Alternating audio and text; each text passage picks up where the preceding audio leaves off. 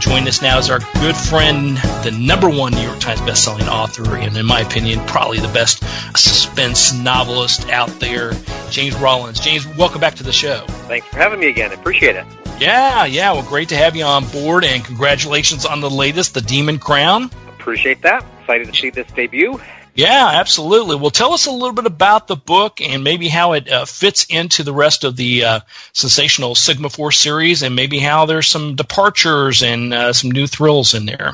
Sure. Well, this story is number 13 in the series, not that you have to read them in any order. I think no one's read my books in the proper order. I wish they would, but they don't, which is totally fine. But in this book, and to quote my editor, she describes it as my most frightening book to date, and I'm not about to argue with her. I think it is one of the scariest books I've ever written. But basically, the story starts out when a group of scientists, they travel to an island off the coast of Brazil, and they discover that all life on that island has been eradicated. It's gone. It's been consumed by a species that's beyond imagination, freaks them out. Before they can report their discovery, the scientists are all attacked and killed. But this one event sort of blows up into a global threat when the same species that was on that island is unleashed as a weapon across the Hawaiian Islands. And as people begin to die by the hundreds, it appears the only way to stop this from even spreading globally is to nuke those islands. But of course, my team of heroes, Sigma Force, is called in to try to discover the origin of the species, where it came from, and find a way to destroy it. But the species is a little stubborn little guy. It's changing, spreading, surviving every attempt to stop it. And but what's sort of frightening about this book, and I'm sort of hedging myself a little bit by not revealing what that threat exactly is, it's one of the threats that Homeland Security has classified as a prime danger against the U.S. This was the seed for this novel. Was I had read this list of concerns that Homeland Security has for the United States, and I was surprised to see this threat raised. And this threat basically is a biological threat, and it's one that concerns Homeland Security enough that I decided I better write a book about it. Yeah, that's fascinating. So it's a feel-good novel before Christmas, right? Exactly. It takes place in Hawaii, so it's like a little Hawaiian vacation for readers. It's perfectly timed for Christmas, so that if you want that little winter holiday, the little beach vacation, of course, it's a Sigma adventure. You're not going to get a lot of rest and relaxation during this trip, but hopefully it will, if nothing else, entertain. There you go. Yeah. I was getting, I love seeing the islands, love seeing the different locations you go to. I was worried because Hawaii is obviously, along with probably everybody else, one of my all-time favorite places. So it's like I got to make sure Hawaii stays in place. So glad Sigma Force was on the scene. That's good. Well, tell us then a little bit about maybe some of the characters that we're familiar with from the past series, as well as maybe some new characters and what they bring to the table.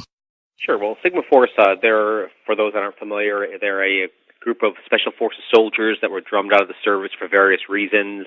But because of special aptitudes or skills or intelligence, they're recruited in secret by DARPA, which is the Defense Department's Defense and Research and Development Wing. And so they're basically retrained in secret to be field agents for DARPA to protect our shores and various shores against various global threats. So in this, the usual team comes up to bat, but of course they need to recruit a few extra skilled individuals to help them. In this case, we find a Hawaiian fireman that sort of stumbles upon this adventure along with the members of Sigma Force that are called in to play, and he gets sort of semi-recruited, so he's a great deal of fun. He's sort of almost a comic relief character in the book a little bit. Good. We also have an entomologist. You have that scientist on that team. It's an entomologist that works for the National Zoo that is called in to explore this new threat. And, of course, we've got the usual cast of characters. There's Commander Grayson Pierce, who's the leader of the team.